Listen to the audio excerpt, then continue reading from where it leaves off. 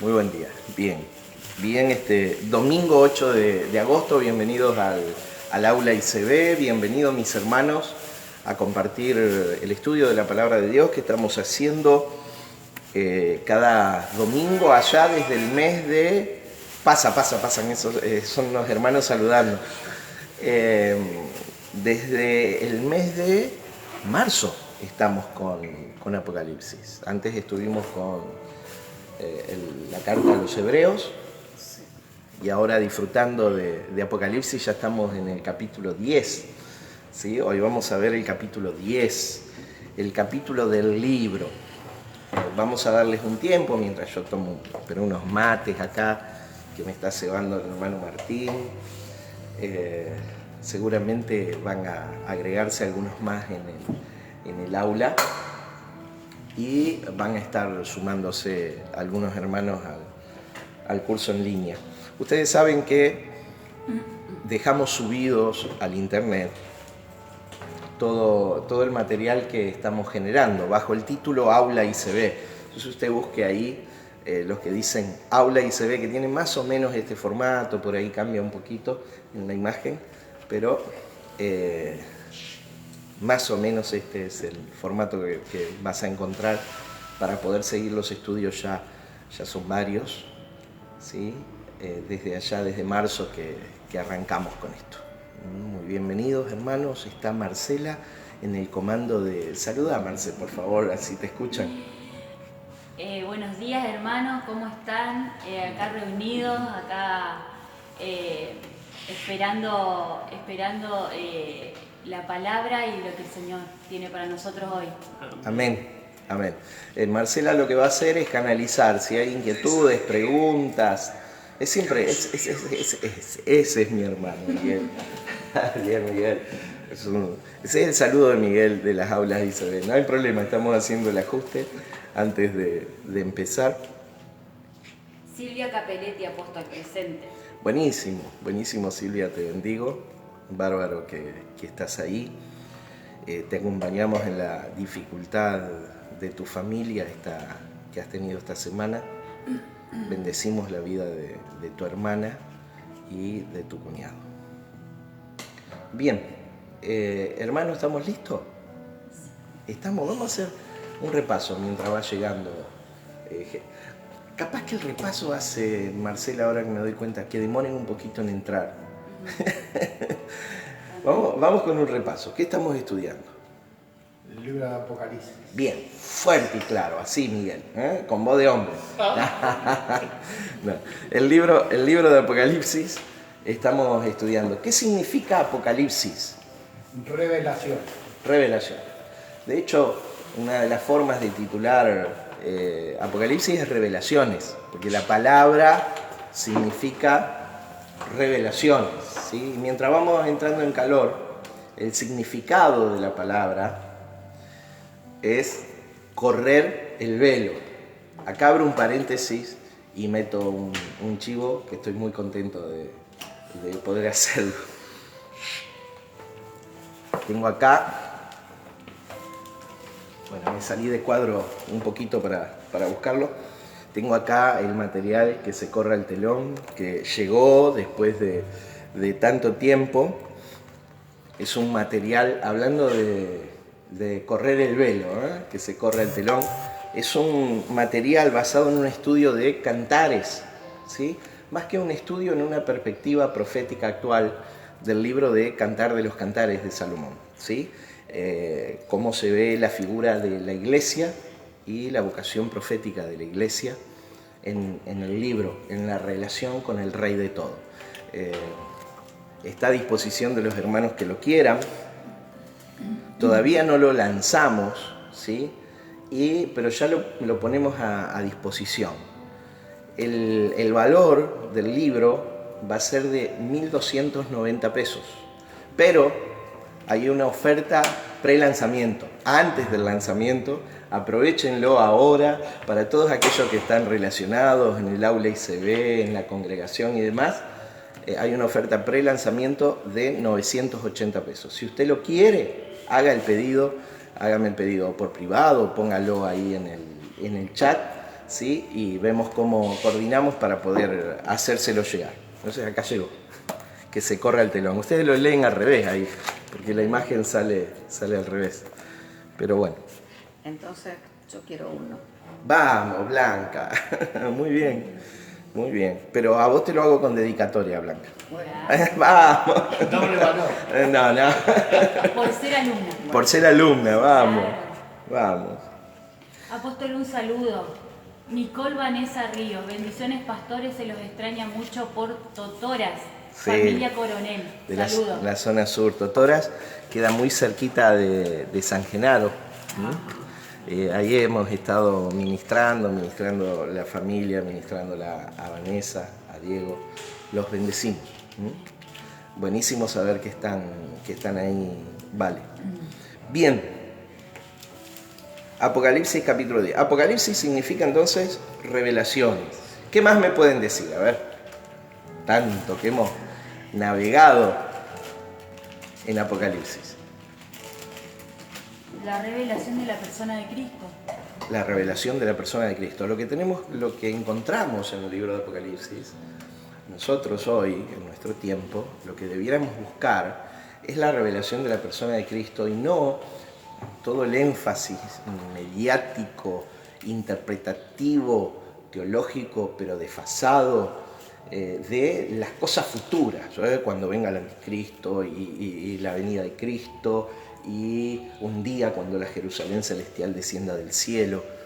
Mi hermano, usted sabe que estamos estudiando, para los que nos están siguiendo cada domingo, el libro de Apocalipsis y estamos presentando las evidencias. La semana pasada fue muy claro a qué se refería ese ejército de langostas y demás, que el libro de Apocalipsis en su enorme mayoría es profecía ya cumplida.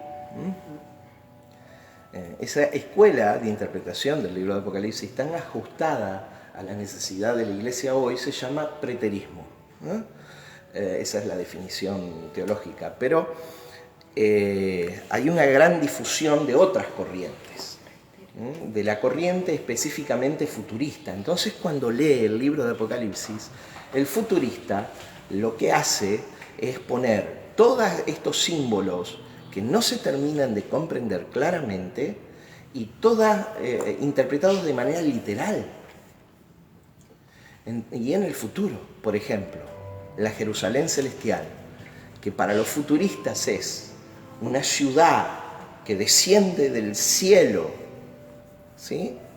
Que desciende del cielo, según dice Apocalipsis 21, que tiene unas dimensiones ahí que parece una nave espacial, que va a estar sostenida sobre la tierra durante 1000 años, dicen ellos, y demás.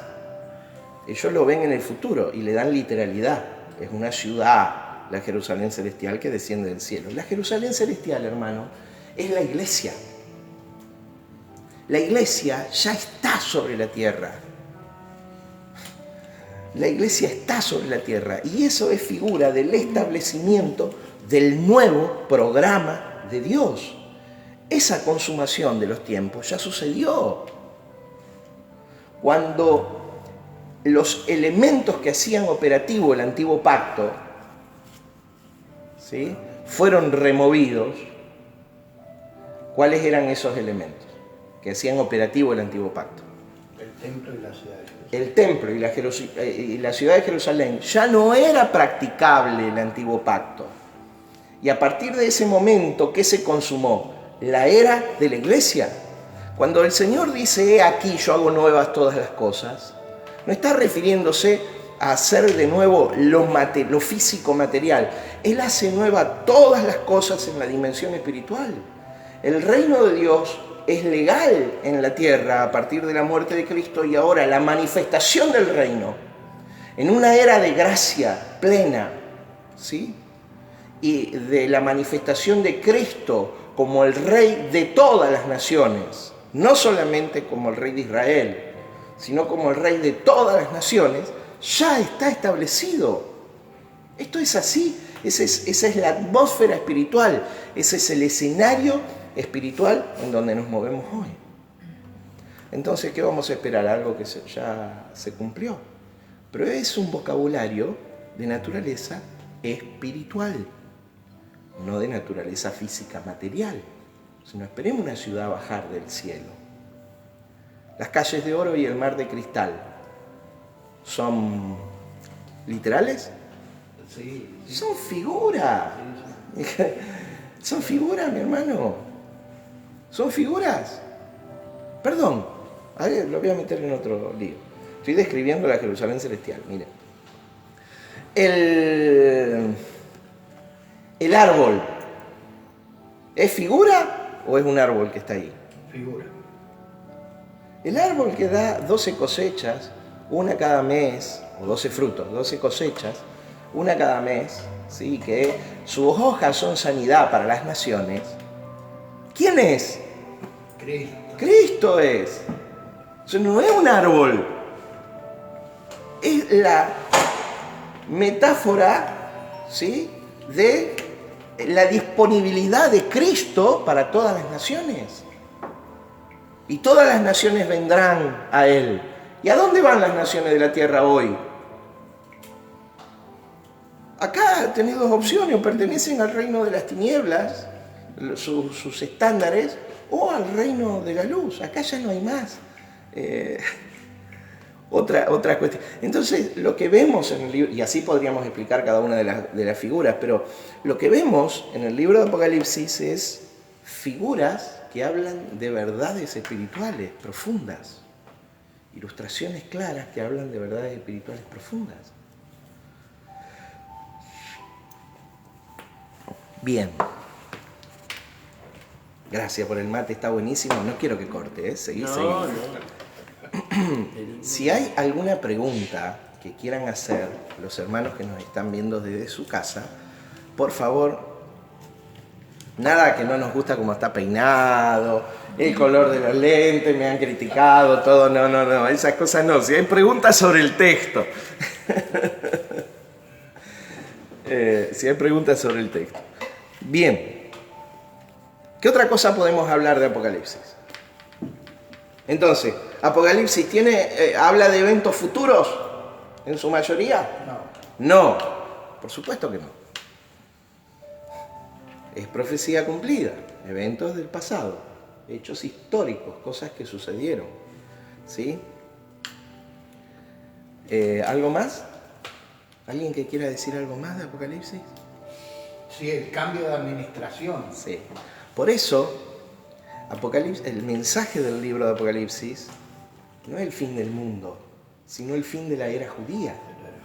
Y cómo hay un cambio de administración de Dios desde la era judía, ¿sí?, a la plenitud de los gentiles, a la era presente de la iglesia. Cómo hay una migración, una evolución, un desarrollo de la gracia de Dios que se revelaba desde Israel a las naciones de la tierra, al Dios que se revela desde la iglesia.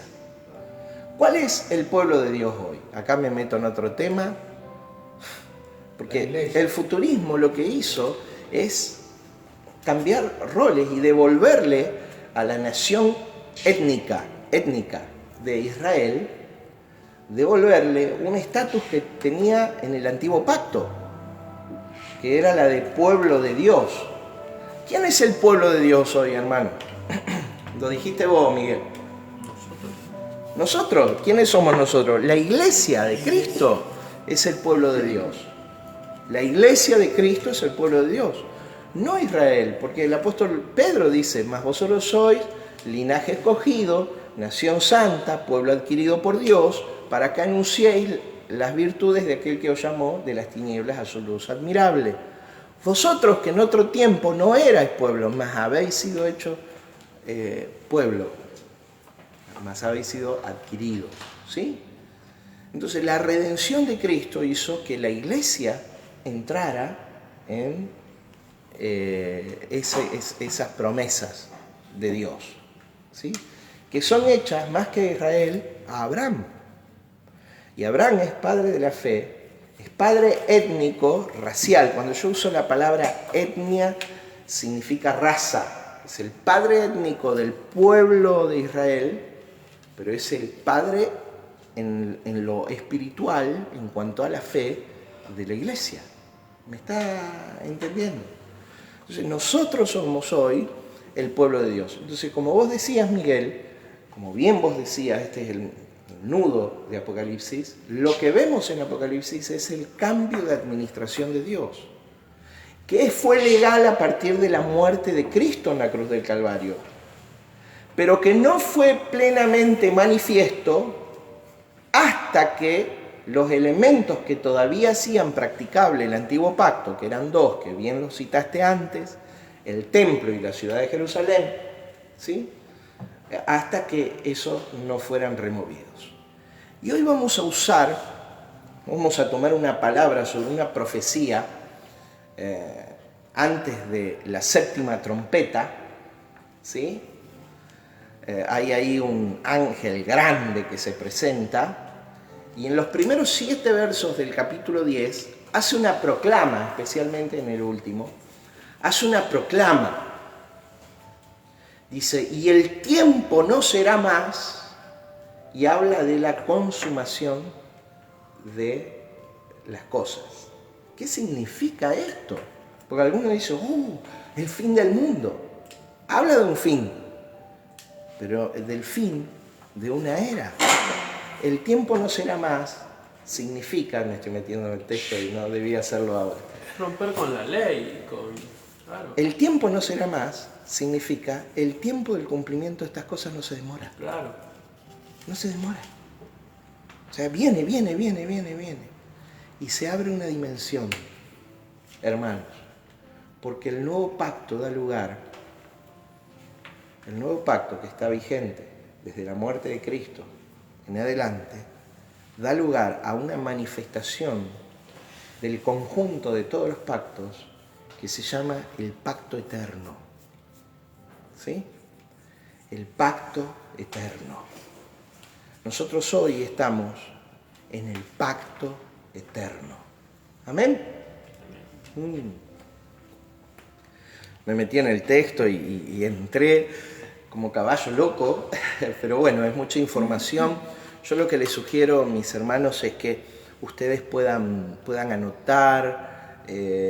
Bueno, queda el material. Alguna vez escribiremos algo sobre Apocalipsis. No,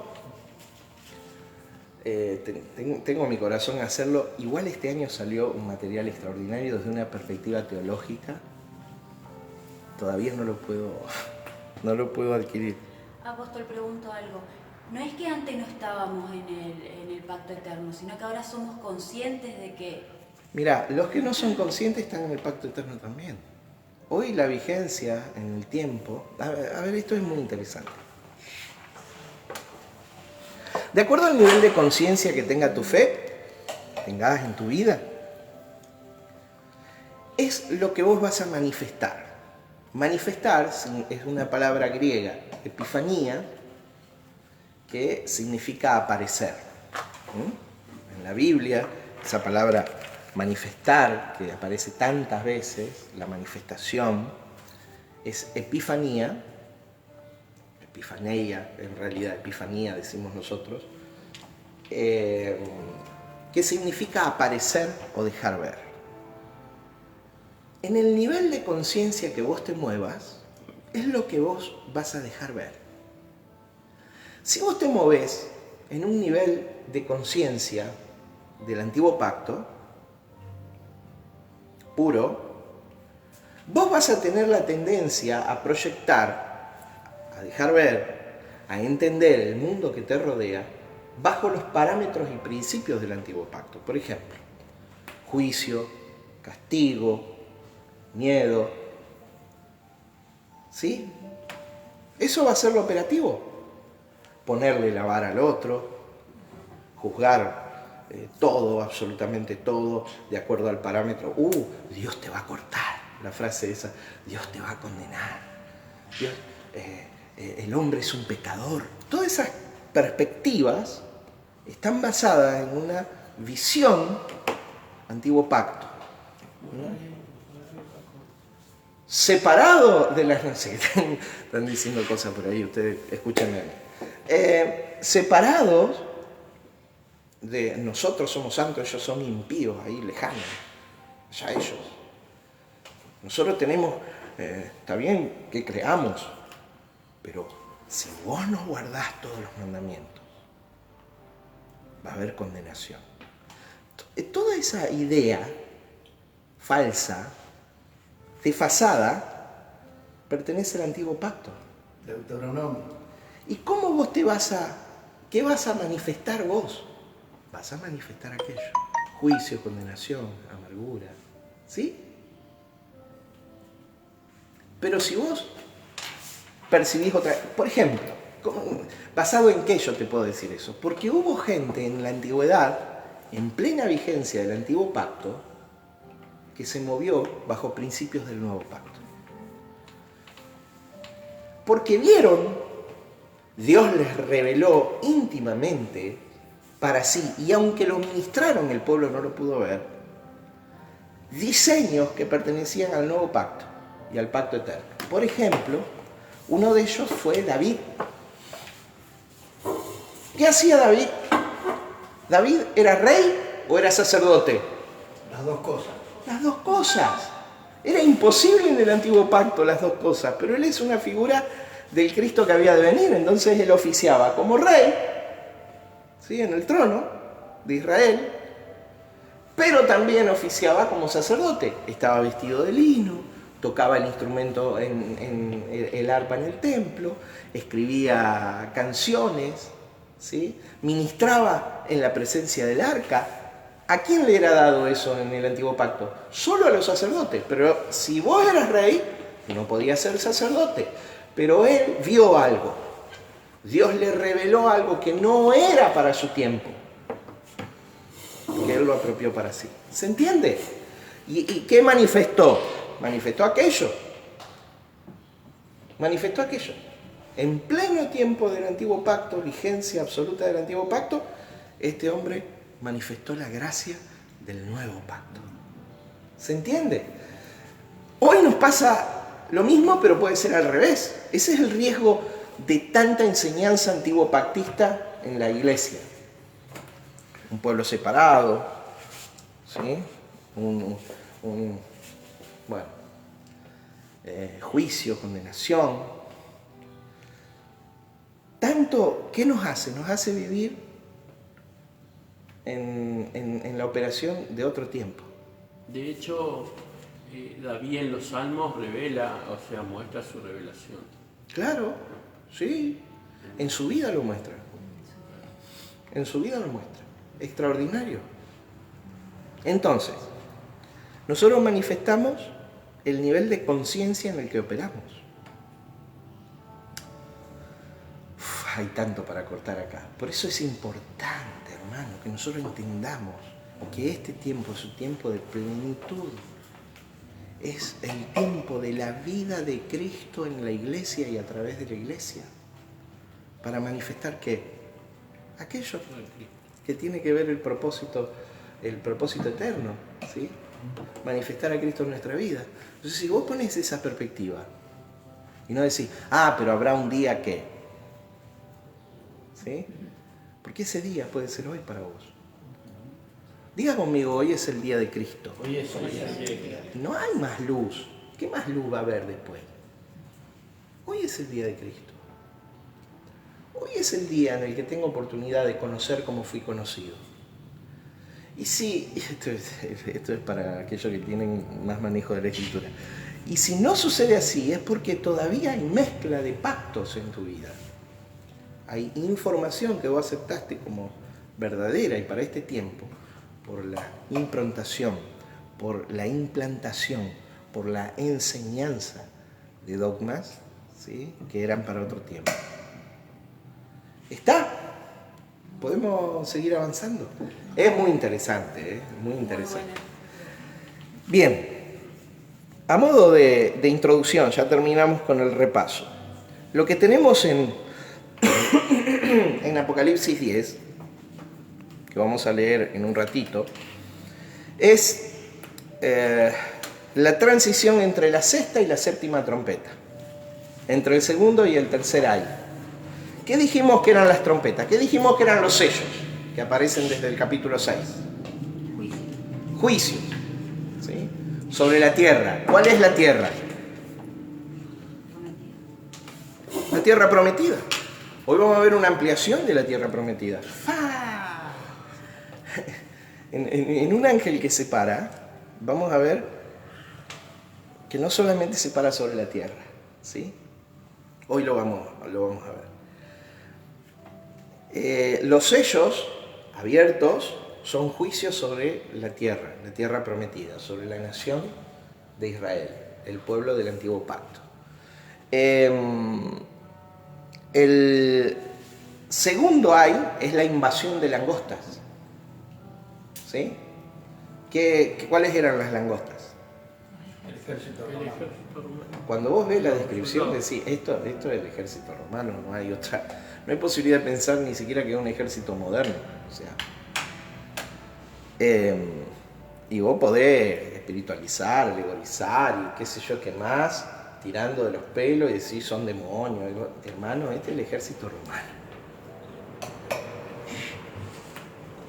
Capítulo 9 de Apocalipsis, tenemos ahí el segundo ay. Y el tercer ay lo tenemos en el capítulo 11, al final del capítulo, en la segunda mitad. Entonces, capítulo 10 es una transición entre las dos trompetas. Y ahí Juan tiene una nueva visión y una anunciación de un ángel.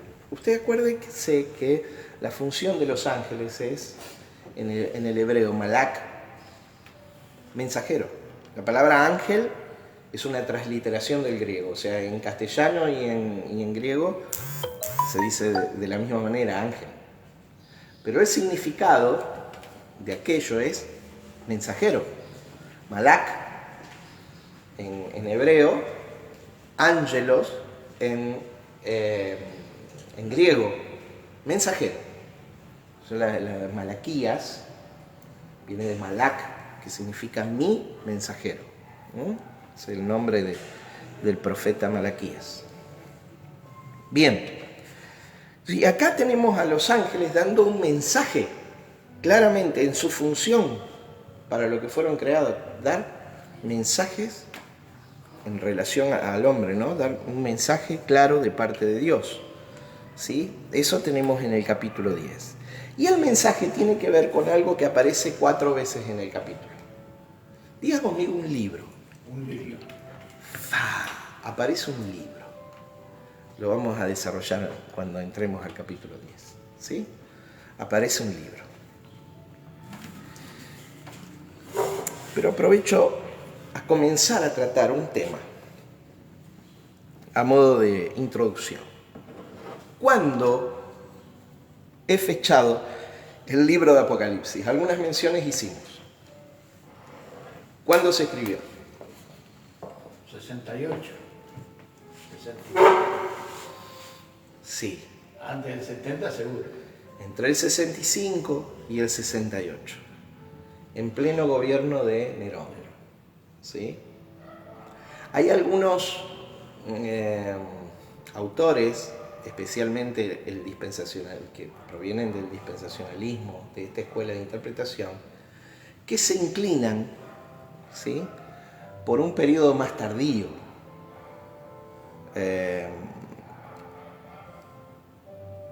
Especialmente por datos de uno de los padres de la iglesia, llamado Ireneo, ¿sí?, que en el año 190 de nuestra era escribió que Apocalipsis fue escrito durante el gobierno de Domiciano, ¿no?, otro emperador romano, que fue tan cruel como Nerón.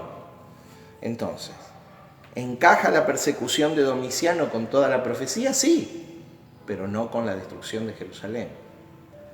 Uno de los teólogos más influyentes del siglo XX, gracias a Dios, el doctor Sproul, él dice, si la fecha de escritura de Apocalipsis sería el año 95, como sugieren muchos estudiosos, estamos frente a la falsificación de una profecía. Porque está hablando de cosas que ya, del diario del lunes, ya pasaron. ¿Se entiende? Por eso, muchos de los estudiosos a lo largo de los siglos se inclinaron por una fecha mucho más temprana de la profecía de Apocalipsis. Entre ellos, Hord, Lightfoot y Westcott, ellos sitúan la escritura del libro de Apocalipsis entre el año 65 y el año 68. ¿Ok? Entonces, ¿qué quiero decir con esto? Que está dividida la opinión. Y la realidad es que muchos de los que se han acercado para fechar el libro de Apocalipsis lo han hecho con el preconcepto de una posición asumida, o futuristas o preteristas. ¿Se entiende? Sí. Pero nosotros vemos en la Escritura cómo encaja en el cuadro profético de las cosas que han de suceder pronto para Juan. ¿Por qué pronto? No pueden ser 2000 años. Si no, tiremos el diccionario de la Real Academia Española. ¿Sí? Pronto es pronto, inmediatamente. Es lo que significa las cosas que han de suceder pronto, no 2000 años después. ¿Está? Y 2000 como mínimo.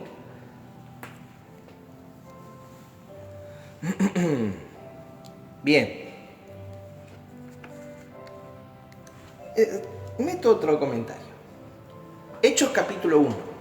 Los discípulos ante la ascensión de Cristo, verso 10 y verso 11 de Hechos 1, ante la ascensión de Cristo, que es muy curioso, aparece ahí la partícula griega eis, que significa adentro, 4 veces, y no es traducida como adentro por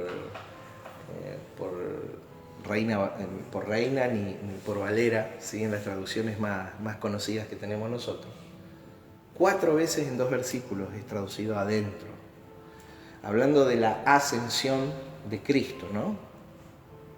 Pero la pregunta cuando Jesús dice, no os toca a vosotros saber los tiempos ni las sazones, que el Padre tiene en su sola potestad, que el Hijo no conoce cuándo, sino el Padre, ¿sí? Es, ¿qué señales habrá del fin del siglo y de tu venida? ¿Restaurarás a Israel el reino en este tiempo? No les toca a vosotros saber, porque el reino ya no era para Israel, pero faltaba la ejecución de Esteban. Ahora digo, inconscientemente o consciente, ¿cómo subestimamos la dimensión de la cruz, no? De eso se trata. Terriblemente De eso se trata. Uno subestima a la doctrina, a todo, a lo que hizo el cambio de esa cruz, a lo que tenemos que vivir hoy en el entendimiento. Yo de me que esa atrevería cruz no fue solo por la salvación de nuestro pecado. Yo te digo, solo se trata de eso. O sea, a mí vengo pensando en esto, lo pienso, y digo, ¿qué subestima a ese? Creamos que más que una construcción mental, que es posible, pero no a totalidad, es posible. Esto que vos decís es una revelación del Espíritu, porque solo se trata de la cruz. Claro. Y ver el alcance y poder que la cruz tiene. No se trata de otra cosa. La cruz no es para que vos tengas la posibilidad de ser salvo. La cruz es para hacerte salvo. ¿Y todo lo que modificó? La cruz no es para que vos mejore un poco tu vida. La cruz es para hacerte de nuevo. La cruz no es para que de un pecador te vuelvas a alguien cercano. No, la cruz es para hacerte un hijo como Él es hijo. La cruz no es para que, y bueno, por de alguna manera vos tengas algún desarrollo espiritual. La cruz es para plantarte en el reino de Dios. Solo se trata de esto, Martín. Solo se trata de una comprensión de la cruz. Y oro para que, mi hermano, cada uno de nosotros seamos llenos del conocimiento de la cruz de Cristo, ¿sí? Porque ese es el hecho que logra la consumación de todo. Consumado es la expresión para esta mañana. Eso que dijiste, empezaste con he aquí hago todas las cosas nuevas, tiene una dimensión. La consumación de todas las cosas. Pero él no hará las cosas nuevas, Él hizo las cosas nuevas ya. Claro. Por eso necesitamos la revelación Y quedarnos, de Cristo presente. claro, y quedarnos, como decís vos, en esa mentalidad del antiguo pacto, el no entender la dimensión de la cruz. Apocalipsis 21:5. Si yo creo que un día la Jerusalén celestial va a venir del cielo y se va a posar en la tierra, lo que tiene a continuación es el verso 5. Jesús diciendo, y aquí yo hago nuevas todas las cosas. Entonces eso va a ser en el futuro. Entonces hoy hay una imperfección total. No. La obra de Cristo ya fue completa. Eso significa consumado es, fue acabada, terminada, puesto en su punto cumbre. Y el he aquí yo hago nuevas todas las cosas está relacionado con lo que el apóstol Pablo nos enseñaba en 2 de Corintios capítulo 5, verso 17, cuando dice, de modo que si alguno está en Cristo, nueva criatura es. Léase una mejor traducción, nueva creación es. Las cosas viejas pasaron y aquí son todas hechas nuevas. La nueva creación que dice Isaías capítulo 66 no es la restauración del Estado de Israel viniendo y la Nueva Jerusalén y David reinando en la tierra y Jesús en el cielo. No. El hacer nuevas todas las cosas es el efecto de la cruz sobre el marco espiritual de la tierra. Y la manifestación de la Entonces, ¿qué espera hoy la creación? La manifestación. ¿De quién? De los hijos. Que es lo mismo que la manifestación del Hijo. Porque ¿qué somos nosotros? El Hijo. ¿Me explico? Es lo mismo. Entonces la creación gime con dolores de parto, anhelando la manifestación gloriosa de los hijos de Dios. ¿Cuál es la gloria nuestra? No es que un día pase algo extraño en nosotros, sino que se nos revele la vida de Cristo en nosotros y el Hijo de Dios aparezca en 3 elementos: carácter, palabras y hechos, en y desde nuestra vida. Esto no tiene nada que ver con dones espirituales, que ha sido la médula del trabajo de la Iglesia durante siglos. Porque, ¿qué sucede? Una creencia desfasada genera operaciones desfasadas. ¿Sí? Genera operaciones desfasadas.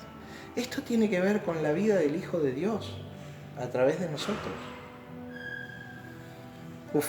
Bueno, estamos muy profundos y eso es porque los hermanos que están en el aula aprenden. Me pone contento. Bien, podemos decir como dijo Jesús, bienaventurado, no te lo reveló carne ni sangre, sino mi Padre que está en los cielos. Es así, es así. Capítulo 10. Cerrada esta introducción, vamos al texto.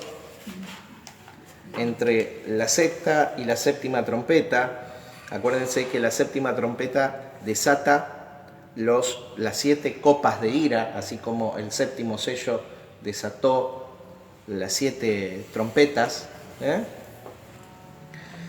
Y eso va a suceder después de la segunda mitad del capítulo 11, pero hoy en el capítulo 10 tenemos una visión que hace una transición. Dice, vi descender del cielo, verso 1, a otro ángel fuerte, envuelto en una nube, con el arco iris sobre su cabeza, y su rostro era como el sol, y sus pies como columna de fuego. Tenía en su mano un librito abierto, y se puso puso un pie derecho sobre el mar y el izquierdo sobre la tierra, y clamó a gran voz, como ruge un león. Y cuando hubo clamado, 7 truenos emitieron sus voces. Cuando los 7 truenos hubieron emitido sus voces, yo iba a escribir, pero oí una voz del cielo que decía, sella las cosas que los 7 truenos han dicho y no las escribas. Y el ángel que vi en pie sobre el mar y sobre la tierra levantó su mano al cielo y juró por el que vive por los siglos de los siglos, que creó el cielo y las cosas que están en él, y la tierra y las cosas que están en ella, y el mar y las cosas que están en él, que el tiempo no sería más, sino que en los días de la voz del 7º ángel, cuando él comience a tocar la trompeta, el misterio de Dios se consumará como él lo anunció a sus siervos los profetas. Verso 8. La voz que oí del cielo habló otra vez conmigo y dijo, ve y toma el librito que está abierto en la mano del ángel que está en pie sobre el mar y sobre la tierra. Y fui al ángel diciéndole que me diese el librito. Y él me dijo, toma y cómelo, y te amargará el vientre, pero en tu boca será dulce como la miel. Entonces tomé el librito de la mano del ángel y lo comí. Y era dulce en mi boca como la miel, pero cuando lo hube comido, amargó mi vientre. Y él me dijo, es necesario que profetices otra vez sobre muchos pueblos, naciones, lenguas y reyes. Dos párrafos en el capítulo, hasta el verso 7 y del verso 8 en adelante, hasta el final. El primer párrafo, hasta el verso 7, vamos a ver, como hacemos siempre, una interpretación, donde vamos a trazar lo más exactamente que el nivel de luz que accedimos de parte de Dios nos ha dado, y vamos a hacer una aplicación práctica para nosotros del pasaje. ¿Sí? Lo primero es la interpretación del texto, para no errar.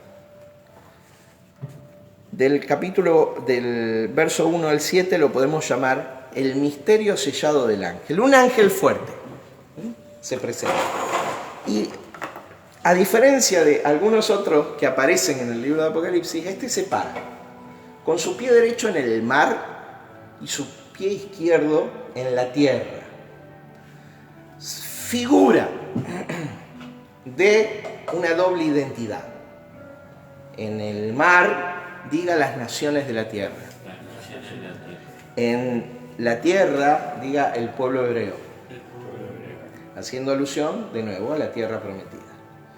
Este ángel se para sobre las naciones de la tierra, las etnias que pertenecían al imperio romano, al mundo conocido de aquel momento, ¿sí?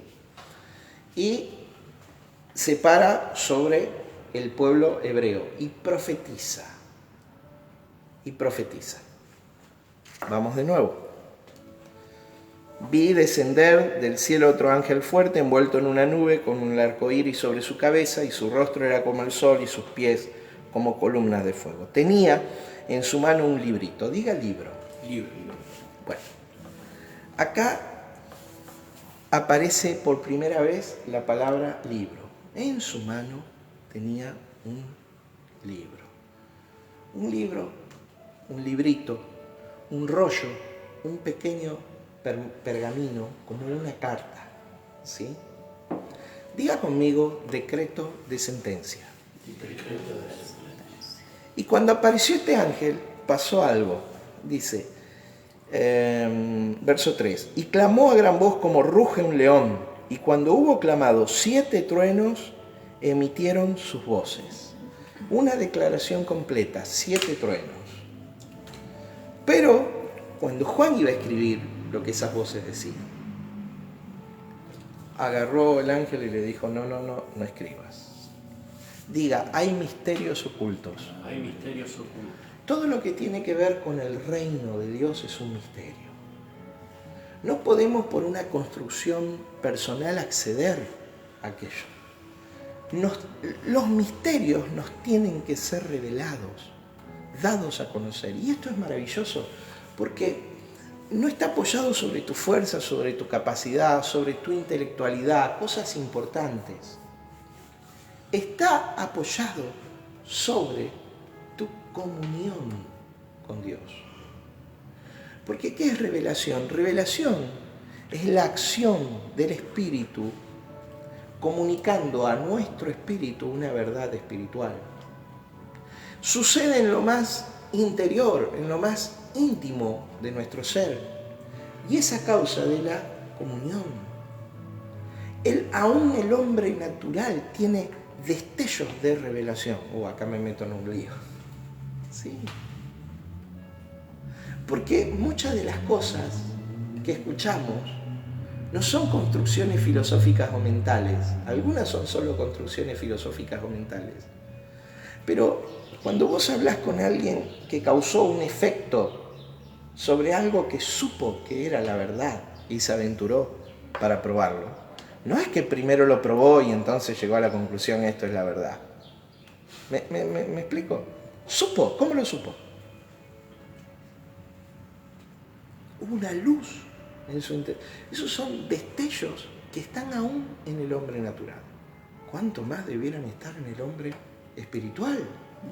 El hombre al que el apóstol Pablo dice en 1 Corintios capítulo 2 que cosas que ojo no vio, ni oído oyó, ni subieron en corazón del hombre, son las que Dios ha preparado para los que le ama y nos las reveló a nosotros por su Espíritu Santo. Diga revelación.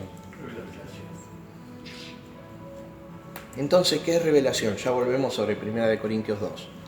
Revelación es la acción del Espíritu Santo dando a conocer una verdad espiritual a nuestro espíritu. Como por ejemplo Romanos 8:17.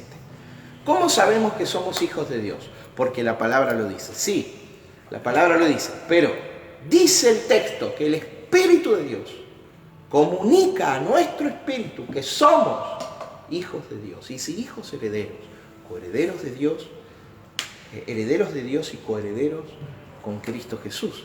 Esto dice el capítulo 8 de Romanos, verso 17. O sea que en nuestro espíritu, el Espíritu de Dios le está diciendo algo a nuestro espíritu. No es a nuestra mente, no es a nuestra alma, es a nuestro espíritu, es más profundo. Y de ahí la convicción que nace de la fe, que somos hijos de Dios. ¿Sí? Ese es el camino de la revelación. Sí, Miguel. O sea, primero le habla al hombre natural, después el espíritu lo convence de esa realidad. Mirá, yo digo siempre, el milagro o la acción sobrenatural viene sobre lo que hay, no sobre lo que no hay. Como cuando Jesús multiplicó los panes y los peces, no creó panes y peces. ¿Qué hizo? Los multiplicó. No empezó de cero. Hubo un tal Felipe que se metió entre la multitud y dijo, acá hay un niño que tiene 5 panes y 2 peces, ¿más qué es esto para tanto? Y alzando los ojos al cielo, Jesús dio gracias y lo multiplicó, ¿sí? Tanto que sobraron 12 cestas llenas, ¿sí? Entonces, y 5.000 personas, casi 10.000, porque 5.000 hombres, comieron y se saciaron. ¿Qué multiplicó? Lo que había, no lo que no había. ¿Dios es capaz de crear lo que no hay? Sí. Sí, Pero el proceso, Dios multiplicó lo que hay. O sea, hay una información mínima, ¿sí? Pero hay una iluminación en el espíritu del hombre, en el que no hay es porque no hay comunión nomás. No es que no lo tenga. Sí, aunque Dios se puede revelar como Él quiere. Su principal fuente de revelación es una revelación natural, la creación. Una revelación escritural, la palabra. Y una revelación como acción del Espíritu interna en el hombre. Entonces tenés 3 canales de revelación. Wow.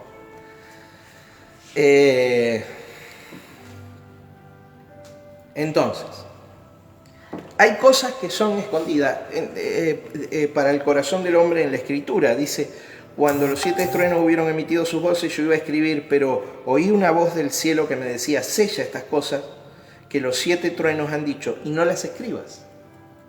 Cerralas, quiere decir. Y no las escribas. Y el ángel que vi en pie en el mar y en la tierra levantó su mano al cielo. Y entonces viene la parte importante. Esta es la verdad que quiere comunicar. Juró, o sea, se puso en una actitud solemne. Jesús dijo, no jurarás, ¿no? Que vuestro sí sea sí y vuestro no, no. Te juro, dijo el mentiroso, es la frase que decimos nosotros. ¿Por qué? Porque eso está en boca de gente. Y la gente dice que Dios no es hombre ni hijo de hombre para mentir. La gente miente como recurso. ¿Sí? No debiera, pero el hombre natural miente como recurso. Bueno. Pero hay 2 oportunidades que hay juramentos, 3. Una con Melquisedec, figura del sacerdocio del reino, juró Dios. ¿No? Otra, cuando Dios en el libro de Hebreos jura por sí mismo acerca de las promesas. Y acá hay un ángel,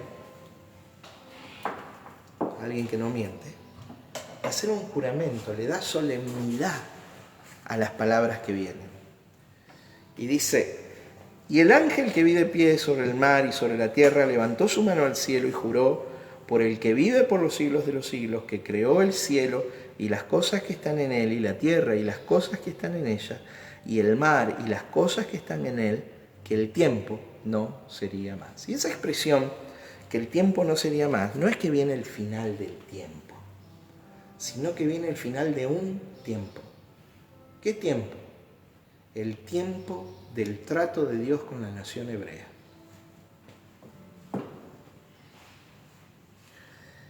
En la destrucción de Jerusalén, en el saqueo, y viene el final de la nación hebrea.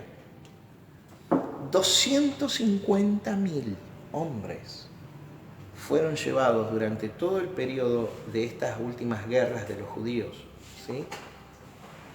Cautivos como esclavos a Roma y a diferentes partes del imperio, pero principalmente a Roma. 250.000 personas, o sea, un número que decimos imposible. El pueblo de la tierra fue raído una vez más, como fueron las 10 tribus del norte, cuando Salmanaser V, en el siglo VII antes de Cristo, emperador asirio, ninivita, destruye Samaria, ¿sí? Y son llevados cautivos a Nínive.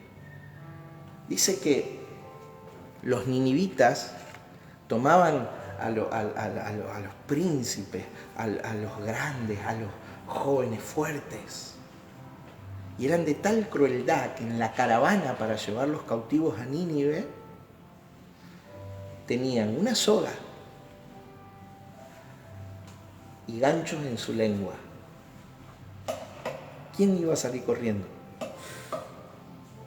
Con un gancho de hierro en su lengua. Así se los llevaron cautivos a los príncipes de Israel a Nínive. Imagínate, pueblo cruel.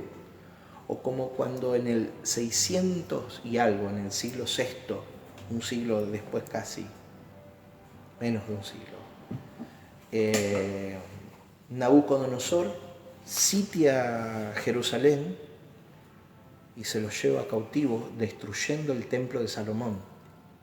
El templo de Salomón, que tenía paredes recubiertas en oro. Dice que los soldados babilónicos lo prendieron fuego para poder despegar el oro que forraba el templo. Imagínate la calamidad que hicieron con Jerusalén. Tumbaron los muros de la ciudad fortificada, todos ellos. Hasta que después Zorobabel vuelve, después de 70 años de cautiverio, con el primer remanente, y Nehemías hace el muro, restaura el muro de la ciudad, como gobernador de Judea y Zorobabel edifica el templo, el nuevo templo, ¿sí? Una vez más, ahora lo iban a vivir con los romanos a esto, para que esta vez sea la definitiva. ¿Para qué?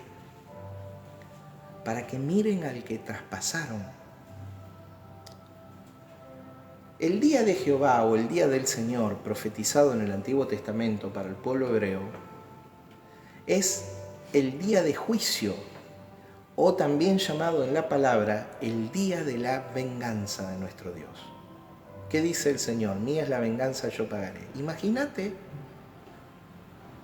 lo que iba a hacer este Dios, fuerte, celoso, grande, con el pueblo de la nación hebrea, especialmente los líderes de aquella nación, que hasta se corrompieron a lo máximo para pagar falsos testigos para poder condenar a Cristo. ¿Sí? Mirarán al que traspasaron y temerán. Esto es, el tiempo no será más. El tiempo de Dios para aquella nación no fue más. Verso 7. Sino que en los días de la voz del séptimo ángel, el que viene, el que está al final del capítulo 11, la séptima trompeta, en los días de la voz del séptimo ángel, cuando él comience a tocar la trompeta, el misterio se consumará, como él lo anunció a sus siervos los profetas. Diga trompetas. Esto se vincula a la manifestación de la segunda venida de Cristo.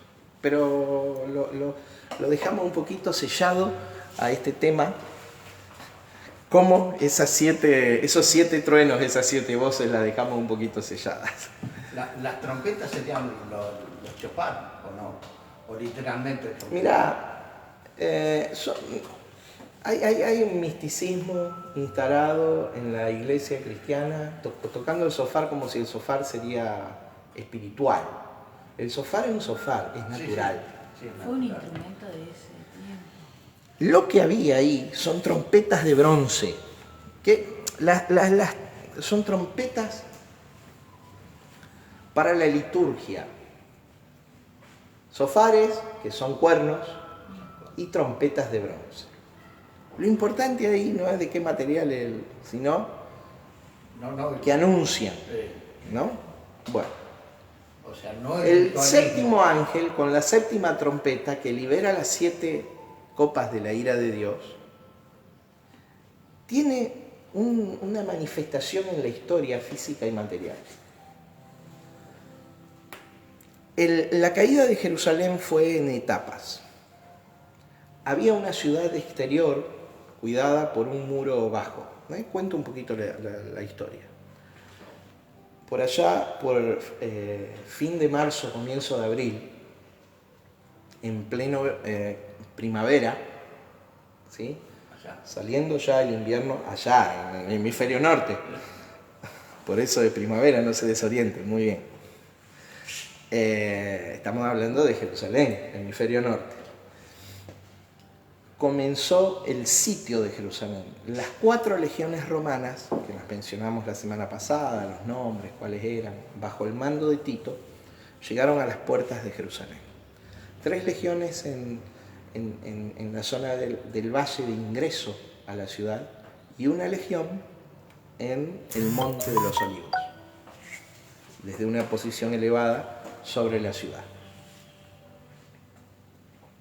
Decimos, los soldados romanos dejaban entrar a la ciudad, pero no dejaban salir. Porque la estrategia es que los recursos de alimento se terminen lo antes posible, para que el sitio dure lo menos posible. Era muy cruel, porque era el hambre el que hacía que se tratara con los que estaban adentro. ¿Con qué propósitaciones? Que se rindan y entreguen la ciudad. Porque tenía un alto costo en vidas humanas asaltar los muros de una ciudad. Con muy poquito, un ejército muy débil era capaz de defender una ciudad amurallada. ¿Se entiende? Entonces se sitiaba para que el hambre haga el trabajo desde adentro y se quieran entregar y no morirse. Se llegaba al punto de, como en el caso del sitio de Nabucodonosor, en Lamentaciones, mujeres se comían a sus hijos muertos. Ese era el punto en el que se llegaba. Con un dato histórico que cita Flavio Josefo: una revuelta entre las facciones judías anterior al sitio de Jerusalén había prendido fuego a los graneros de la ciudad, a la infraestructura que guardaba granos en la ciudad, que hubiera podido hacer más largo el asedio. ¿Sí? Sigo. Las 4 legiones en torno a la ciudad. El primer asalto, luego de un par de meses, hace que la ciudad nueva, digamos, en la parte de los muros más bajos y demás, caiga en manos de los romanos. Después de eso, Tito manda a crucificar a 500, escúchenme, una crucifixión en un solo día, de 500 judíos, soldados rebeldes que estaban adentro de la ciudad. El mensaje era claro: se entregan o esto es lo que les espera. No se entregaron. El siguiente asalto toma la vieja ciudad. Hay un tercer asalto. Sucede el 6 de septiembre del año 70. El 6 de septiembre del año 70 el tercer asalto es sobre los celotes, eran los últimos, que se habían recluido en la fortaleza romana, la Antonia, que era la parte más elevada de la ciudad, y la explanada del templo. Ese era el último reducto militar. El 6 de septiembre era la fecha en que se tendría que haber estado celebrando la fiesta de los tabernáculos. La fiesta de los tabernáculos se celebraba en el ritual hebreo con el toque de trompetas, y en la última trompeta se derramaba el agua. Ahí es donde Jesús, estando en vida, 40 años antes, dijo: el que tenga sed venga a mí y beba, en esa fiesta. ¿Sí? Esa era la fiesta de los tabernáculos. En lugar de escuchar la convocatoria de los sacerdotes por las trompetas litúrgicas, lo que se escucharon fueron las trompetas del ejército romano en la última carga para el control total de la ciudad. ¿Está? Por eso esto de las trompetas. Y hay un séptimo ángel que está con su trompeta en la mano, esperando tocar la última trompeta. Y cuando toque la última trompeta, el tiempo de la administración de Dios sobre la nación hebrea no será más. ¿Se entiende a qué se refiere? El verso, creo que es verso 6, dice: y juró al que vive por los siglos de los siglos, que creó el cielo, por el que vive, que creó el cielo y las cosas que están en él, y la tierra y las cosas que están en ella, el mar y las cosas que están en él, que el tiempo no sería más. No es el fin del mundo ni el fin del tiempo, es el fin de la administración de Dios de un tiempo determinado, el fin de la era judía. Cuando dice: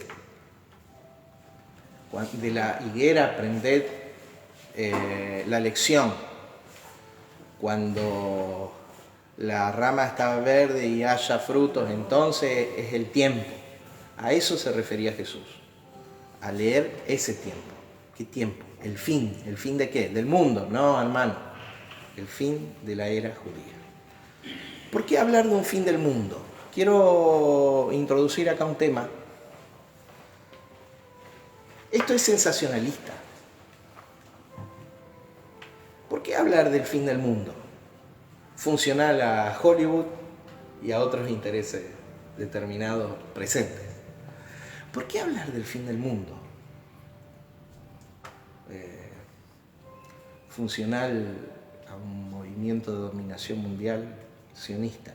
¿Por qué hablar del fin del mundo? El que le entienda. No voy a detener.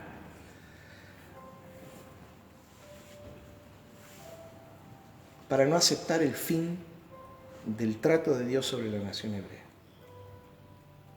Es el fin de la era de los judíos. no es el fin del mundo. Algunas preguntas para respondernos a nosotros mismos. ¿Dios abandonó su sueño alguna vez?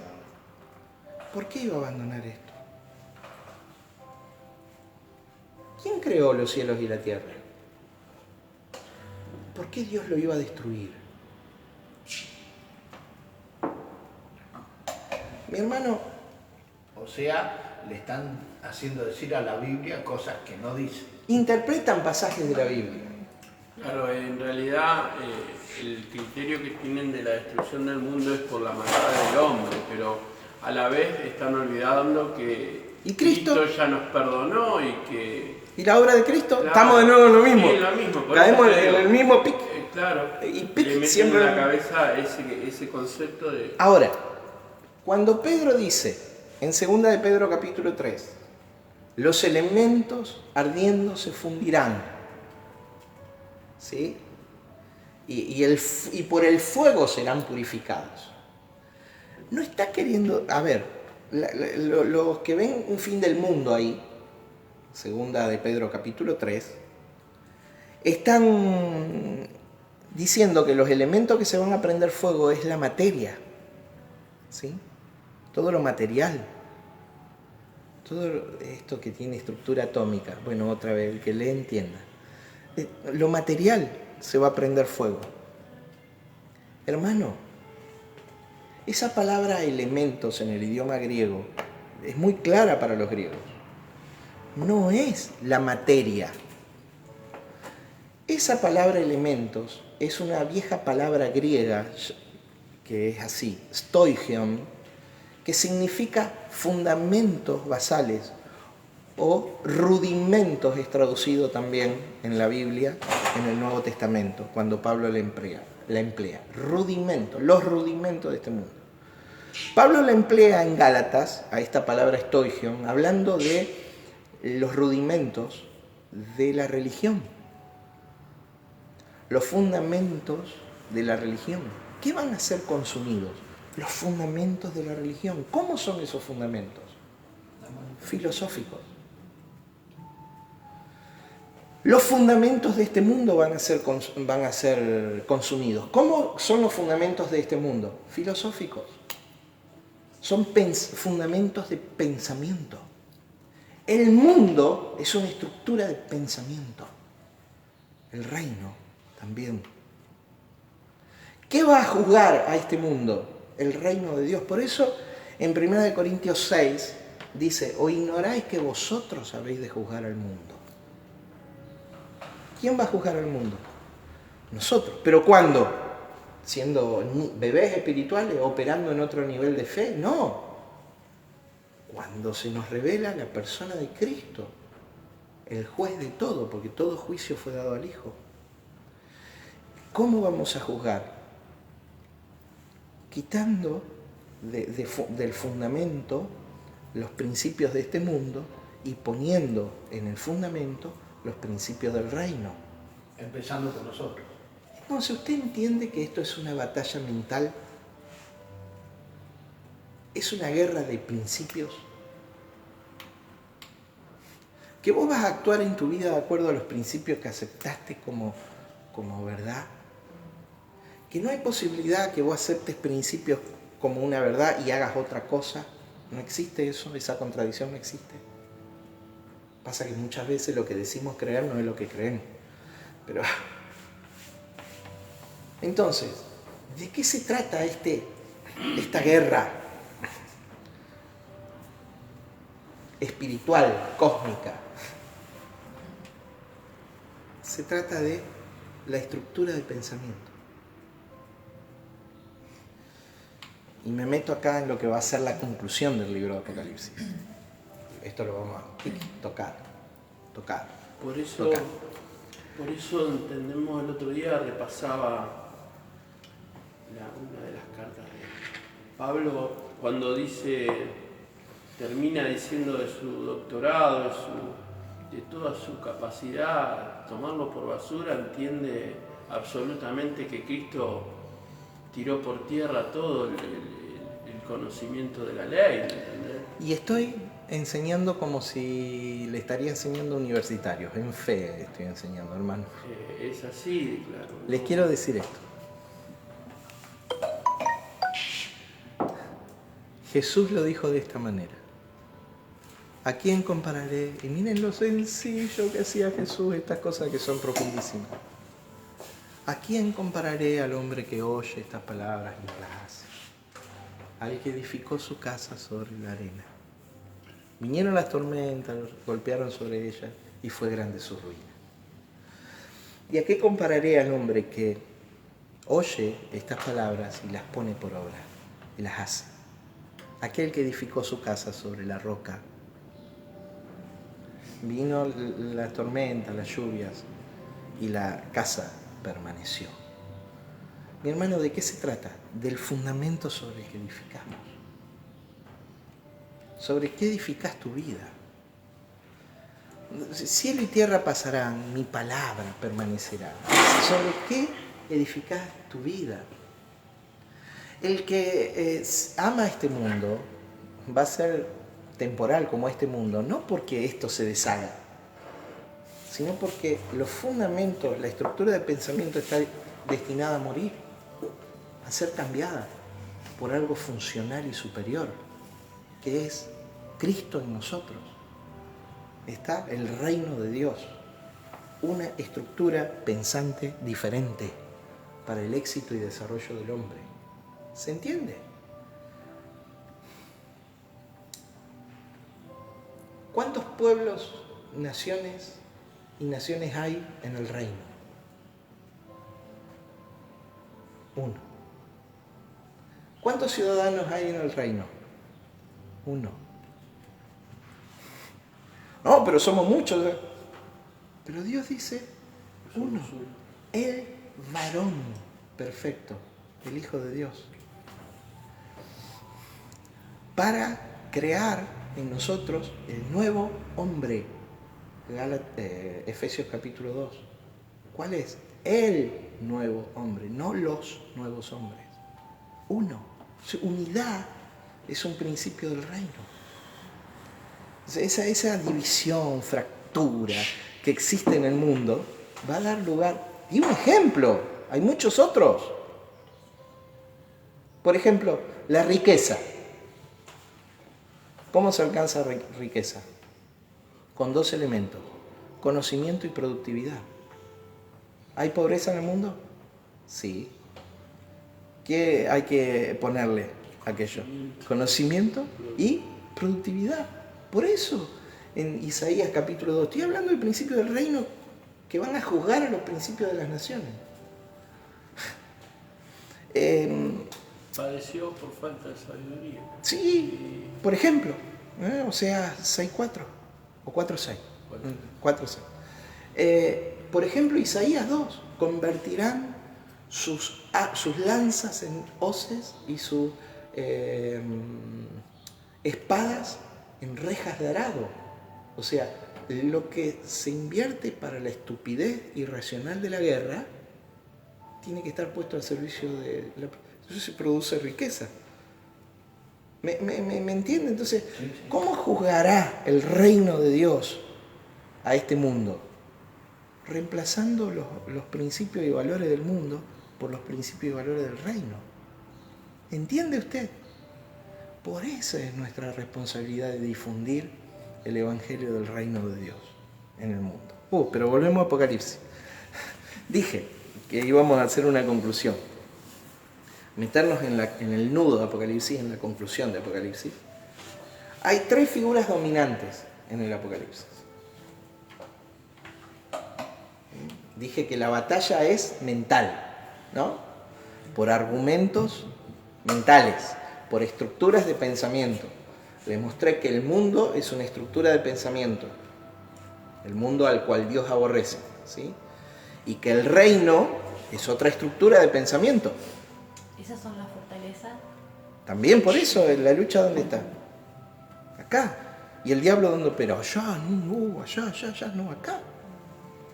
Por eso la guerra es mental, es de dimensión mental. La lucha es de dimensión mental, no física. No tenemos lucha contra carne ni sangre, dijo Pablo.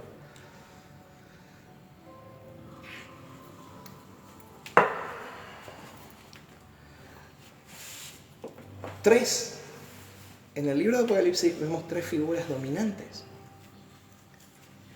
La más grande de todas, Cristo.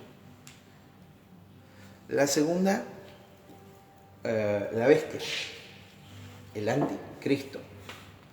La tercera, el falso profeta. Después lo vamos a ir viendo. Ya desde el 12 en adelante ya nos metemos en esto. Pero esas 3 figuras son las figuras dominantes en Apocalipsis. Hasta acá hemos visto a Cristo. En el 11, en el 12 vamos a empezar a ver a la bestia. Y después, en el 17, vamos a ver al falso profeta. Y vamos a ver qué son estas cosas, ¿no? Pero espiritualmente son 3 estructuras de pensamiento. El falso profeta representa la estructura de pensamiento de la religión, que es el fundamento filosófico que dice Dios sin el reino de Dios. Eso es la religión. Dios sin el reino. Eso es religión. Segundo personaje prominente en el libro de Apocalipsis es la bestia. Ahí es un ser de carne y hueso, tipificado en Nerón, cumplido en Nerón.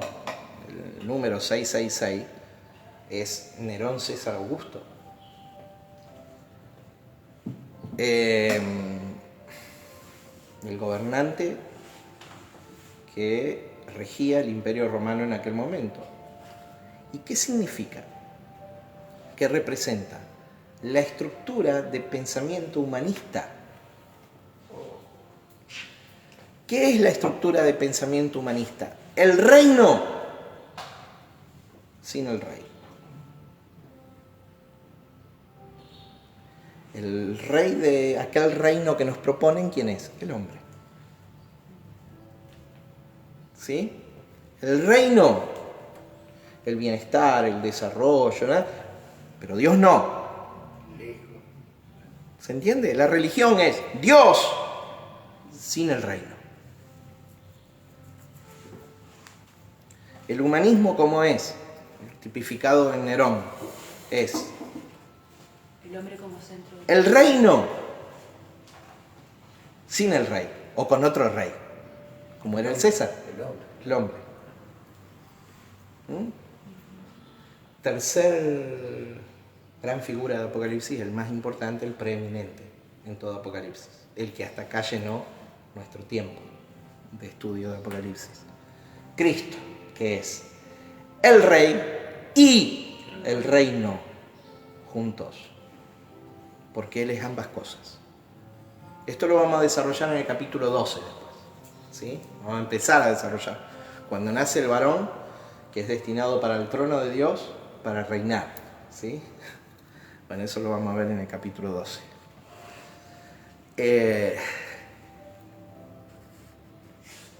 Entonces,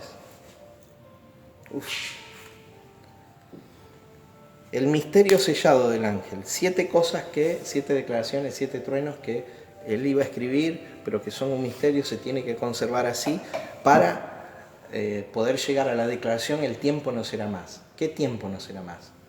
La administración del antiguo pacto, el tiempo de los hebreos, de los judíos. ¿Es lo mismo que le dijeron a Daniel? Claro que sí. Totalmente. Esto es una reafirmación absoluta de lo que vos tenés en el libro de Daniel.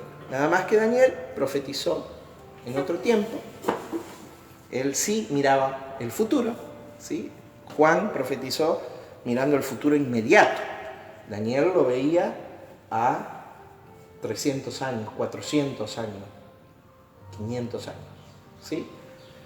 Pero por eso no dijo en ningún lugar pronto.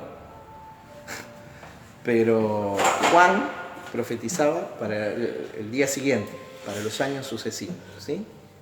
Claro, fueron etapas, como Sí. la de Isaías, Daniel. Sí, sí, sí. Entonces, sino que en los días de la voz del séptimo ángel, cuando él comience a tocar la trompeta, el misterio de Dios se consumará. Consumará es la palabra, es teleos. Será llevado a la perfección, se cumplirá cabal y completamente, no habrá más cumplimiento después de este. O sea, una vez que la nación de Israel, no es que Dios va a volver en el futuro a tratar con Israel. Hermano, es un invento sionista, de nuevo.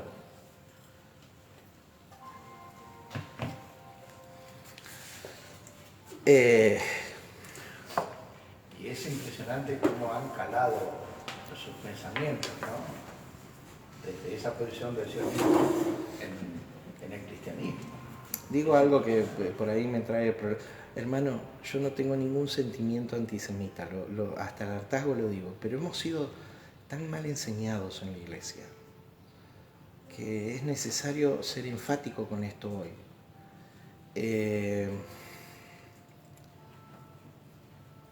Dijimos que hay 3 estructuras pensantes. ¿Cuánta influencia hay del pueblo judío hoy en las 2 que están tipificadas en la bestia y el falso profeta? En la religión, ¿cuánta influencia hay? Y ahí Total y yo diría absoluta. total ahí. Total y absoluta. ¿Qué hace el movimiento evangélico con cruces con estrellas de David? Con sofá, No entienden. con pectorales, Claro, y es volver a lo que hablábamos. con... ¿Qué hace? Es ¿Qué hace? Si de ahí subestimar salimos. la cruz. Ir para atrás, ir para atrás. Subestiman la Volver al ritualismo. ¿Cuánta influencia hay del pueblo judío ahí? ¿Vos te crees que eso es inocente? No. No. La inocencia es el pecado de los corderos, hermano. No, no es inocente. Eso no es inocente. ¿Cuánta influencia hay en el humanismo del movimiento judío? Epa, nunca me lo había planteado. ¿De qué nacionalidad era Carlos Marx, por ejemplo? Sí. ¿De qué etnia era? Sí, de la judía. ¿Cuánta influencia hay del pueblo judío en las ciencias? Bueno, ¿ustedes creen que esto es inocente? Vuelvo a decir, la inocencia es el pecado de los corderos. ¿Ustedes creen que el dispensacionalismo es inocente en la iglesia? Y no, viéndolo hoy... ¿Ustedes es totalmente creen? emocional.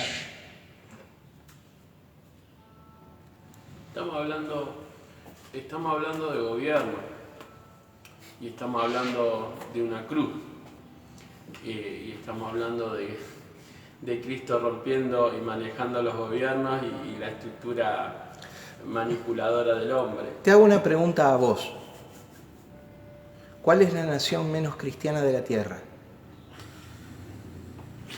Israel. Ni los musulmanes son tan Israel. anticristianos. Y te voy a explicar por qué ni los musulmanes. Porque para ellos, por lo menos, Jesús era un profeta. Claro. Para los hebreos, Jesús era un mentiroso. ¿Qué hacemos nosotros ahí? Y entender la palabra gobierno desde la función que cumplió Cristo en esa cruz es entenderlo todo. ¿Me explico? Hoy la iglesia que más se desarrolla en proporción a la población es entre el mundo musulmán, hermano. Tal cual. Porque hay una forma de evangelizar a los musulmanes. Porque aceptan que Jesús al menos era uno de sus profetas. Claro. ¿Se entiende? Tal cual. Ahora, ¿cuál es la nación menos cristiana de la tierra? Esto es inocente. No podemos de ingenuidad, hermano, nosotros. Ahora, te voy a decir otra cosa, algo que ellos entienden muy bien y que la iglesia fue anestesiada por el futurismo. ¿Por qué es importante mover los paradigmas? ¿Quiénes disputan la esfera, la triple esfera que mueve el mundo? ¿Cuál es la triple esfera que mueve el mundo? finanza, poder político y religión. El clero. ¿Quién lo disputa? ¿Quién es el primero sentado en la mesa para disputar la triple esfera? El pueblo hebreo, hermano. ¿Se entiende? ¿Y la iglesia dónde está? A los saltos por un bizcocho. ¿Me explico? Ya a la dimensión que llegamos de entender que la cruz no fue solo vida eterna. Y que, pero Tuvo aparte, un propósito, pero mucho más vida eterna. Pero vida eterna acá y ahora, no vida eterna después de la muerte. Pero tuvo un plan y un propósito mucho más finito. Uf, la cruz. Todo es la cruz, hermano. Buenísimo. Qué tema, ¿eh? Verso 8, y ya voy cerrando. La voz que oí del cielo habló otra vez conmigo. Ya las 7 veces, los 7 truenos quedaron sellados en silencio ahí. La voz que habló conmigo y dijo, ve y toma el librito. De nuevo aparece el libro que está abierto en la mano del ángel que está en pie sobre el mar y sobre la tierra. Y fui al ángel diciéndole que me diese el librito. Y él me dijo, toma y cómelo, y te amargará el vientre, pero tu boca será dulce como la miel. Entonces tomé el librito de la mano del ángel y lo comí, y era dulce en mi boca como la miel, pero cuando hube comido amargó mi vientre. Y él me dijo, es necesario que profetices otra vez sobre muchos pueblos, naciones, lenguas y reyes. El libro, diga conmigo el libro. El libro es el protagonista del capítulo, 4 veces mencionado. El libro que está en la mano derecha del ángel. Un libro, diga el libro. El libro ahí, el librito, es un diminutivo, es bibliaridion, que viene de biblión, que viene de biblos. ¿A qué le suena a usted? Biblia, ¿eh? Para nosotros. Bueno, lo que sucedió es que ese biblos, ese pergamino, ese rollito, ¿sí? Marca una trascendencia para el juicio que va a venir sobre el pueblo hebreo. ¿Por qué? Porque Israel tenía el elemento del templo y Jerusalén todavía. Pero cuando el templo y Jerusalén fueron destruidos en el año 70, ¿qué le quedó a Israel? El único elemento que le daba identidad como nación. Un libro. Entonces Israel dejó de ser la nación del templo y de la ciudad para volverse la nación del libro. Pero un libro que durante los siglos iba a ser dulce en la boca, porque ahí estaba la palabra de Dios. No vamos a decir era la palabra, sino estaba, porque el que era la palabra, según Juan 1:1, es Cristo. Y según Apocalipsis 18, el verbo de vida, el que es la palabra, es Cristo, ¿sí? Ellos tenían la palabra ahí en la Torá, en la ley. ¿Y qué es lo que le da identidad como nación todavía al pueblo hebreo? El pueblo del libro, ¿sí? Entonces, un libro que es dulce a la boca, pero amargo al vientre. Porque como dice el apóstol Pablo, por las obras de la ley, ningún ser humano será justificado delante de Dios.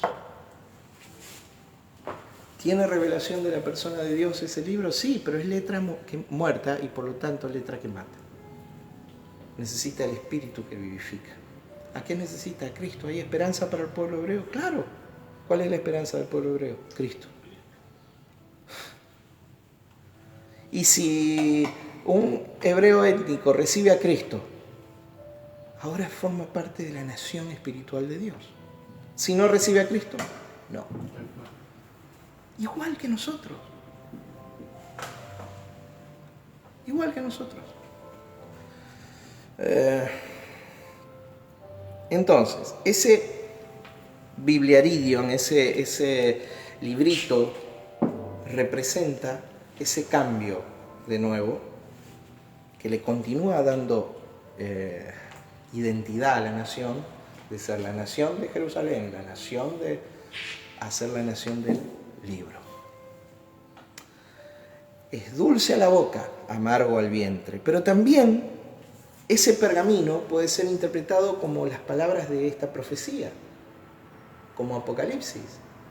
Porque si alguno tiene acceso a estas palabras, es bienaventurado, según dice Apocalipsis capítulo 1, verso 2. Es feliz, es dichoso.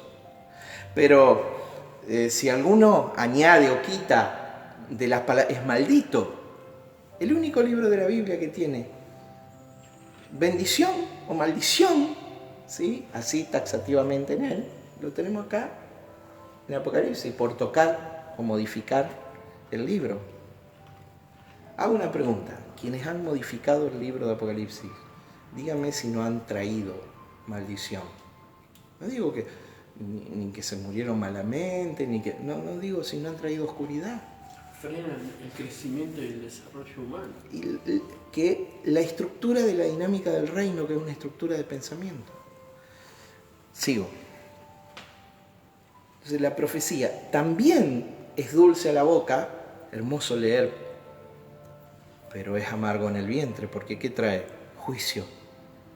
¿No? Los 7 sellos por los que lloraba Juan, porque no había nadie digno de abrir, cuando el Cordero se presentó para abrirlo, el león de la tribu de Judá se presentó para abrirlo, eran juicios.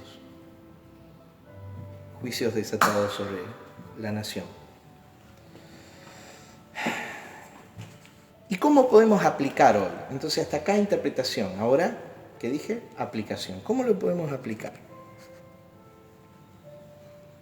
Para nosotros, la palabra es dulce a la boca y nutritiva en el vientre o en la cavidad, como dice el texto. Nutritiva, nos llena, nos satisface. No es amarga en el vientre. ¿Por qué? Porque es la letra bajo la revelación y el soplo del Espíritu Santo. Porque es entender la dimensión presente en la que vivimos, el Cristo presente en el que estamos, desde este lado, después del cambio del programa de Dios. Pero ¿cuánto amás vos el libro? No me venga a decir que amás el libro y no lo lees. Esas contradicciones que tiene a veces el pueblo. Cuando alguien ama el libro y está bajo la revelación del Espíritu Santo, se le nota. Porque puede estar atravesando una calamidad, porque las circunstancias de la vida en el mundo tendréis aflicción. Esto del evangelio diluido, que si vos seguís a Cristo todo te va a ir bien. Vení al evangelio para que te vaya todo bien. El pare de sufrir, ¿viste? Y no es así, hermano. A veces se complican mucho las cosas. ¿Por qué? Porque ahora mover todo aquello es un duro trabajo, ¿sí? Pero es satisfactorio, porque hay plenitud, hay desarrollo del Espíritu, hay vida del Espíritu, está la vida del Hijo en nosotros manifestándose. Ahora, mi querido hermano, la vida del Hijo manifestándose. ¿Qué pasó con Jesús? Que fue la expresión más clara que tenemos en el relato de la vida del Hijo manifestándose. ¿Lo aceptaron, lo amaron, lo abrazaron, lo recibieron? ¿Eso fue lo que pasó? No. ¿Y qué esperás que pase con vos?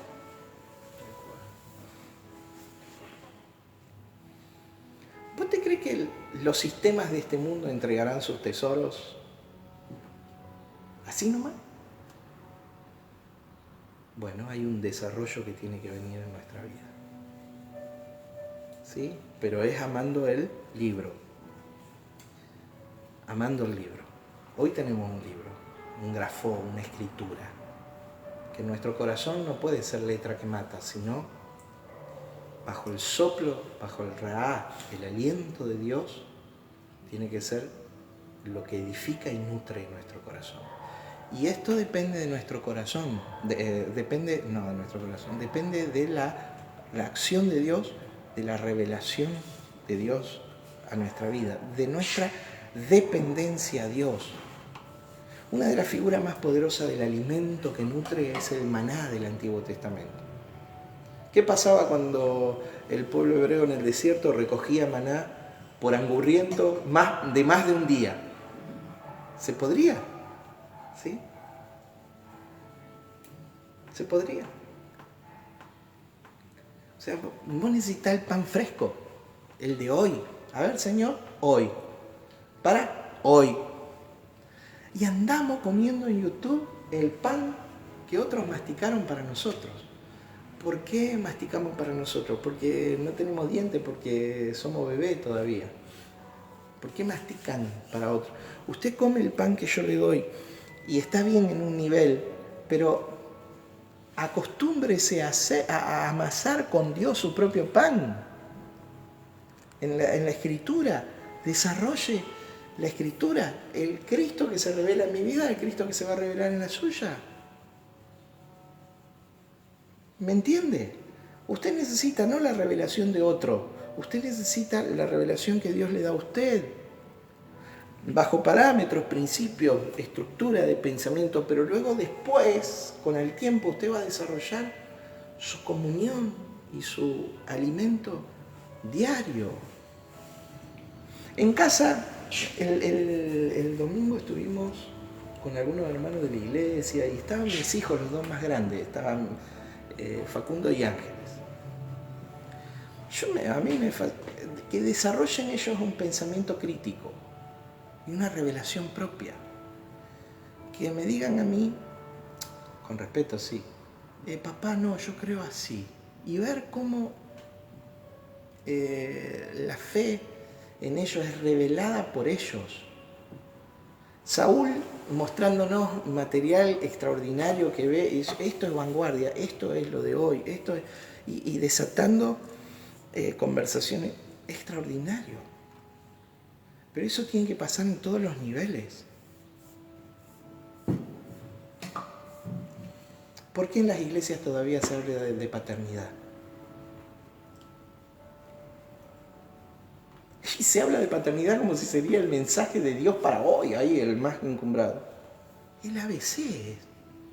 Si no aprendimos que Dios es nuestro Padre, si no se nos reveló que Dios es nuestro Padre, ¿cómo nos vamos a manejar como hijos? Ese es el ABC, esa es la superficialidad de la vida espiritual. El ABC. ¿Por qué se habla de paternidad? Y a los apóstoles nos llaman padres ministeriales. ¿Por qué? Porque hay deficiencia en la casa, hermano. Porque la verdadera paternidad establecida por Dios en la dimensión de la familia no funciona. Hay una imagen desvirtuada. Entonces la gente necesita un padre que no tuvo, para que sea un reflejo de la paternidad que tiene con Dios. Pero ¿quién es el Padre? ¿O vos te crees que por qué Jesús dijo, no llamen Padre a nadie en la tierra? Porque si el diseño de Dios funcionaría, sería funcional, la gente no andaría buscando padres ministeriales.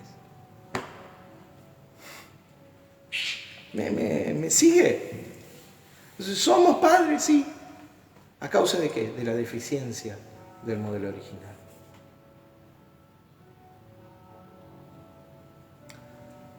Funcionemos bajo la revelación de Dios y bajo el libro. Que el libro alimente tu vida. Que el libro alimente tu familia. Bajo la revelación del Espíritu. Y de lo que digan de vos y de tu familia, ni te preocupes, Dios se ocupa. El libro alimenta, que sea el alimento de nuestra vida. Oramos. Amamos, oh Dios, tu palabra. El libro en la mano derecha del ángel que fue entregado, Señor, a nosotros. Para nosotros hoy es pan y alimento. Aunque para otros pueda amargar el vientre, a nosotros nos trae alegría y el conocimiento pleno de tu persona presente en nosotros. En el nombre de Jesús yo te doy gracias, Señor, por estar en este momento, en este tiempo de la historia del hombre en total plenitud, Señor, con vos. Que sea tu vida en nosotros, que tu palabra exacerbe tu vida, multiplique tu vida, excite tu vida en nosotros, Señor, en nuestro interior. en el nombre de Cristo Jesús. Amén. Amén. Mis hermanos, los bendigo. Hoy nos encontraremos desde las 6 de la tarde en la celebración ICB. Sí, Marce. Hay un mensaje de Teresita, comunico que Leandro Frutos partió ayer a la presencia, a la eternidad. Oremos por fortaleza para su mamá, puede ser Marta. Sí. Oramos. Hemos orado por él, porque ella nos ha pedido que oremos. Dios hace, como hemos orado por Facundito también, que partió a la presencia del Señor, este nene. Dios hace como Él quiere. Orar entendiendo que sea la voluntad de Dios en todos los casos. Y a veces la voluntad de Dios no es lo que nosotros le pedimos, pero es lo que Él sabe. Amén. Te bendigo, Tere, y a la familia también que está viviendo esta pérdida. ¿Sí, Marce, algo más? No, nada más. Bueno. Alicia May también está. Sí, oramos por Alicia. ¿Te parece que oremos ahora? Sí. Y tengo un mensaje también de los hijos de Federico Bertuzzi. Federico no está bien, ¿sí? Está bajo tratamiento médico especial ahora, entonces aprovechamos a orar. Una mujer que en Reconquista, Alicia May, ha sido una bendición para las misiones, para un pensamiento de la Iglesia acerca del extender el mensaje de Cristo, y Federico también, tanto que han trabajado ellos. Y después la esposa del pastor Amaraldis. También Está. Sí, Bastante. y creo que del pastor Alegre también. Sí, Oramos por ellos.